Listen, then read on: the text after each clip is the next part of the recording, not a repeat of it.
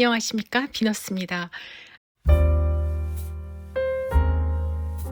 앞니 크라운이나 라미네이트는 한 번 하고 영원히 쓰는 것이 아니라 언젠가는 교체를 해야 되는데요. 오늘은 앞니 크라운을 교체하게 하는 잇몸 문제에 대해 말씀드리겠습니다. 오늘도 역시 앞니에 국한된 내용이니 어금니는 이 내용과 다를 수 있습니다. 앞니는 잇몸 변색 때문에 교체하고 싶어집니다. 여러분이 이미 알고 경험하셨다시피 대개 이 앞니 크라운은 한 티가 나죠. 그런데 잇몸이 어두워지면 앞니가 더 탁하게 보이면서 앞니를 한 티가 더 많이 나게 됩니다. 안 그래도 사진 찍을 때마다 신경이 쓰이는데 마침 누군가 한마디라도 하면 당장 크라운을 바꾸고 싶어지겠죠. 그럼 잇몸 변색이 왜 일어나는 걸까요? 가장 큰 이유는 검은 뿌리입니다. 잇몸 수술 중에 뿌리가 검어서 한번 찍어봤습니다. 저 검은 뿌리가 잇몸을 통해서 비쳐 보이지 않겠습니까? 이분을 보세요. 이분의 오른쪽 대문니가 크라운입니다. 크라운이 참 예쁘죠. 비록 전체적인 구조는 아름답지 않지만 크라운 자체는 선수들의 눈으로 보면 뜯기 아까울 정도로 잘 된 작품입니다. 그러나 잇몸이 푸르스름해서 바꾸러 오셨는데요. 뿌리가 얼마나 어둡길래 이렇게 비칠까요? 소개이가 이렇습니다. 뿌리는 더 검겠죠. 아무튼 이분은 이번에 잘 뜯은 것 같습니다. 좀 더 있었으면 늦을 뻔했습니다. 아름다운 표면은 건실한 내면에 의해 지지되어야 오래 유지될 수 있다는 걸 알게 해주는 케이스였습니다. 이처럼 잇몸 문제는 멀쩡한 크라운 속에 은폐된 치아 문제를 살피게 하는 기회가 될 수도 있습니다. 크라운 주변 잇몸에 염증이 생기면 바꾸고 싶어진다. 유독 크라운 주변에 잇몸만 붓는다면 크라운 속에 문제가 있다는 신호일 수 있습니다. 이분을 보세요. 다른 곳은 다 괜찮은데 크라운 옆에 잇몸만 부어 있습니다. 이 크라운을 뜯어볼까요?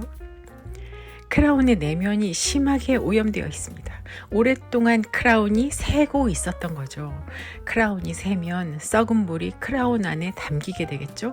그리고 크라운 속의 치아는 도망갈 데가 없으니까 그 썩은 물 속에 잠겨 있었을 것이고요. 그 썩은 물은 뭔가 씹을 때마다 찌걱찌걱 새어나가면서 주변 잇몸에 염증을 일으켰겠죠. 너무 설명이 리얼했나요?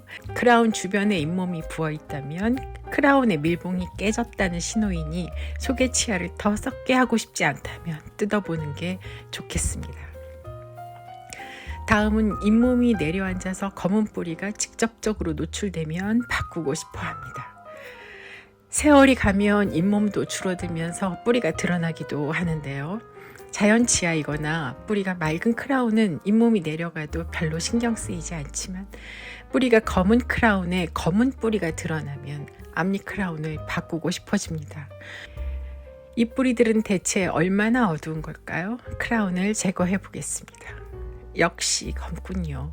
뿌리만 맑았어도 덜 눈에 띄었을 텐데 이 어두운 뿌리가 대역죄인입니다. 대청소를 하니까 치아들이 밝아졌습니다. 치료를 하니 드러난 뿌리가 다시 덮여서 좋아 보이는군요. 이 잇몸이 다시는 내려가지 말았으면 좋겠어요. 간혹 두세 개의 잇몸 문제가 병행돼서 나타나기도 합니다. 이분은 잇몸이 내려앉아서 뿌리도 드러나고 잇몸 염증도 있고 잇몸색도 푸르스름합니다. 엄청 문제가 있어 보이고 뭐가 될까 싶은 생각마저 들지만 저는 이분이 예쁘게 될 줄 처음 볼 때부터 알 수 있었습니다. 왜일까요? 보세요. 미친 듯한 생명력이 회복되었죠. 같은 사람인 게 맞나 싶을 정도로 회복된 이분의 비밀은 살아있는 앞니입니다. 신경치료 안 된 살아있는 앞니는 재보철할 때 절대적으로 자연스러운 결과를 낼 수 있습니다. 다른 분도 보시죠. 이분은 앞니 4개가 디지털 제품이네요. 조금은 탁해서 잇몸과 대비되죠. 그리고 염증도 있어서 이게 잘 될까 싶지만 저는 압니다. 예쁘게 될 뿐입니다. 크라운을 제거해보니 대체로 치아색이 맑습니다. 생생해진 잇몸을 보세요.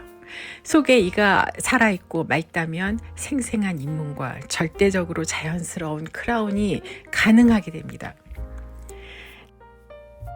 지금까지 이 내용을 보면 신경이 죽어서 어두워진 뿌리는 잇몸 변색에 크게 기여한다는 것을 알 수 있습니다. 그러므로 앞니신경치료는 피할수록 좋고 신경치료를 하더라도 치아 변색이 덜 되기를 바랍니다. 마지막으로 지나치게 희게 된 앞니보철은 바꾸고 싶어 합니다. 지나치게 흰 앞니보철 주변의 잇몸이 어딘가 회색빛을 띠어 보입니다. 이건 실제로 회색이 되는 게 아니라 모든 물체는 가장 밝은 곳 옆에 가장 어두운 그림자가 생기는 자연의 이치에 따라서 가장 밝은 앞니 바로 옆에 마치 그림자가 생기는 듯한 효과가 생기기 때문입니다. 이 그림자 효과는 크라운 또는 라미네이트가 희고 탁할수록 그리고 잇몸과의 경계가 명확할수록 더 두드러집니다. 이 환자분을 보시죠.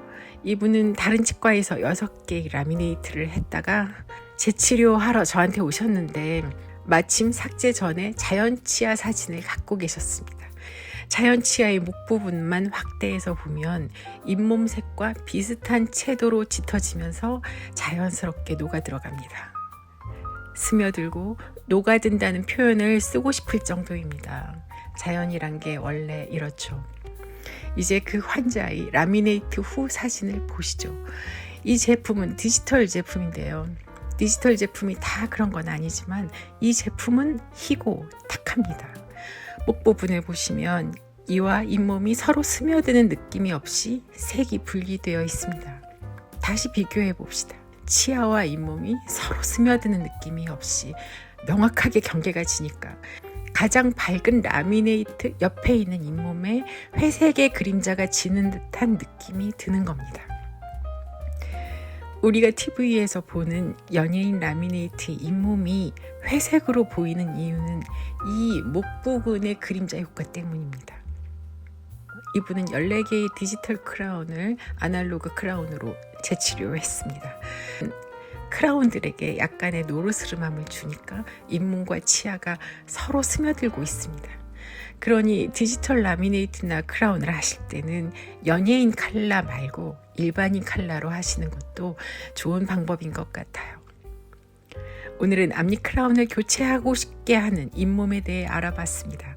어떤 잇몸 문제는 단순히 심리적인 문제인 것도 있고 어떤 것은 속의 치아 건강과 연관이 있는 것도 있습니다. 크라운 주변의 잇몸은 크라운의 건강을 어느 정도 알 수 있게 해주는 중요한 자료가 되기도 합니다. 여러분이 잇몸 때문에 크라운 교체를 생각하고 있다면 그리고 연차가 좀 된 크라운이라면 아마도 그 생각이 맞을 겁니다. 오늘은 여기까지입니다. 끝까지 들어주셔서 감사합니다.